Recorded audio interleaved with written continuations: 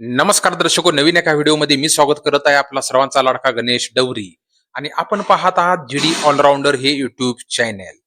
दर्शको, अत्यंत गंभीर अशी बातमी मी आज आपल्यासाठी घेऊन आलेलो आहे. तळपायाची आग मस्तकाला जाणारा ही आजची न्यूज असेल. तर कोठेही अर्धवट व्हिडिओ न सोडता, कोठेही व्हिडिओ न स्किप करता शेवटपर्यंत ज्यावेळी हा व्हिडिओ पाहाल त्यावेळी आपल्याला ही बातमी समजणार आहे आणि आपण सावध होणार आहात, आपण जागृत होणार आहात.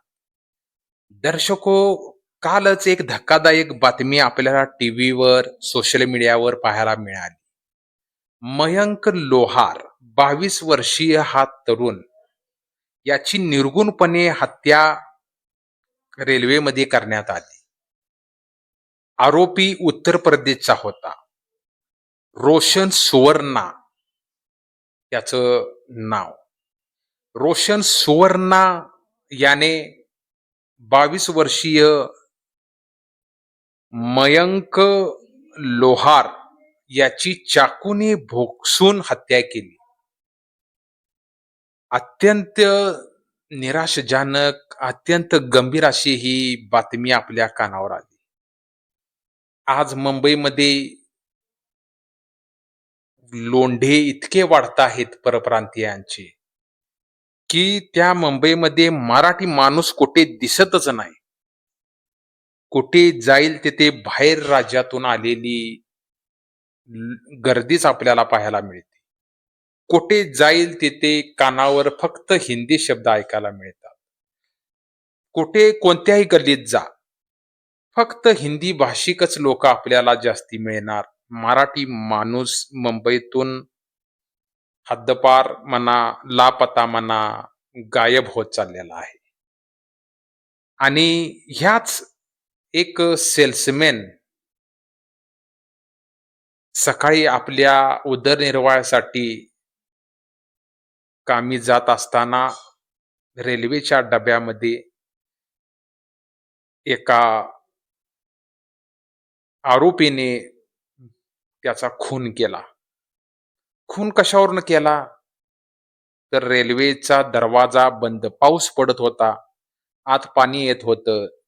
तर काही जो मयंक लोहार आहे मृत, त्याने दरवाजा बंद करण्याचा प्रयत्न केला.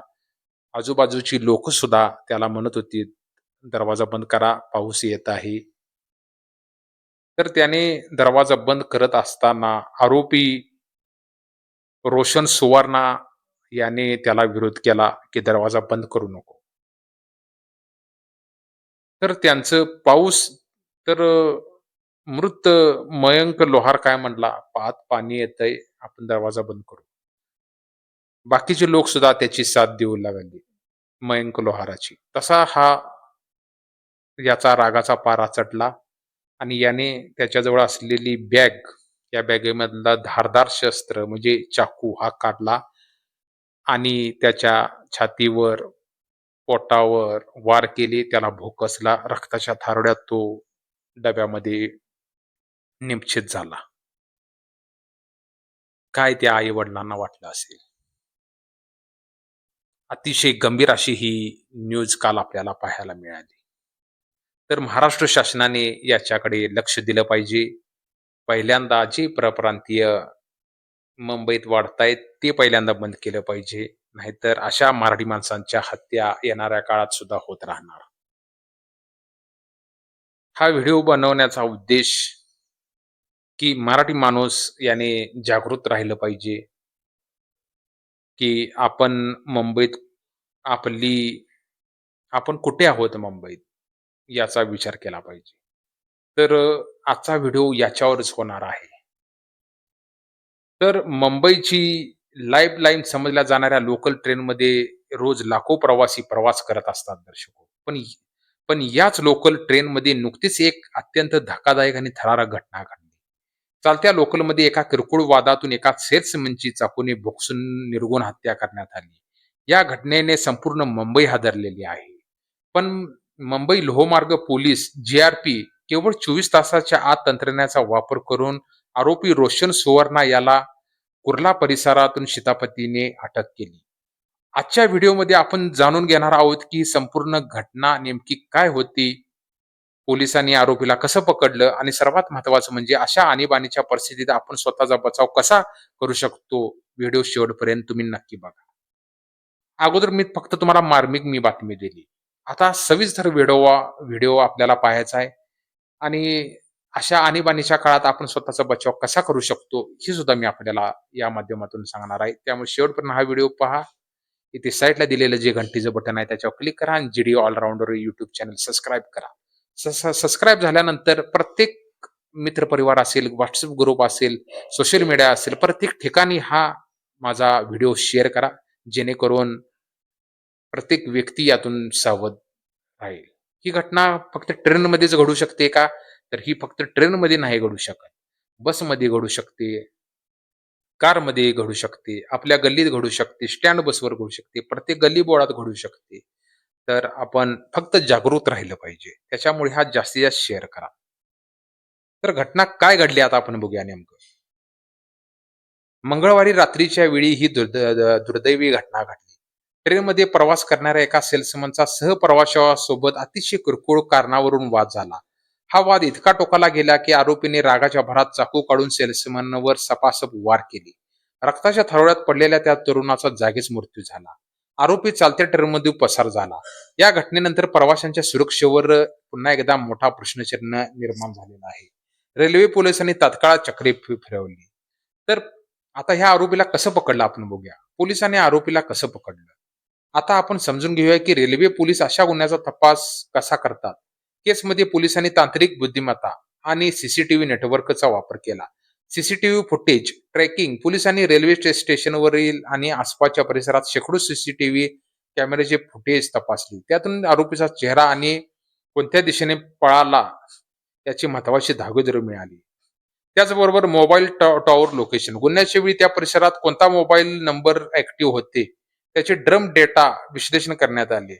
लोकल ट्रेनमध्ये या दोन्ही गोष्टीच्या मदतीने पोलिसांनी आरोपीचे अचूक लोकेशन काढून काढले आणि कुर्ला परिसरातून मुख्य आरोपी रोशन सुवर्णा याला बेड्या ठोकल्या.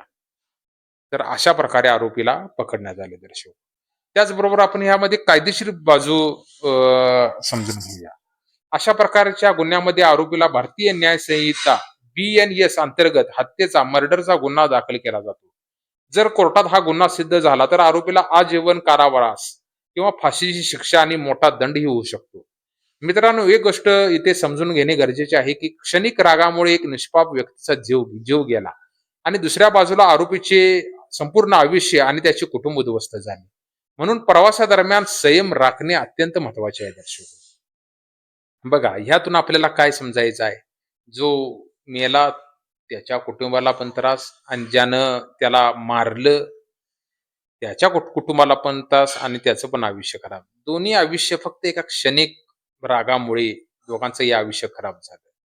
तर अशा परिस्थितीने आपण ट्रेनमध्ये असो, बसमध्ये असो किंवा कुठल्याही सार्वजनिक ठिकाणावर असो, अननोन व्यक्तीबरोबर उगाच वादविवाद करणं टाळा. जरी तो करत असेल, तर एक पाऊल आपण मागे घ्या. ठीक आहे म्हणा, तुझं बरोबर आहे. आपण तिथेच विषय सोडवून द्या.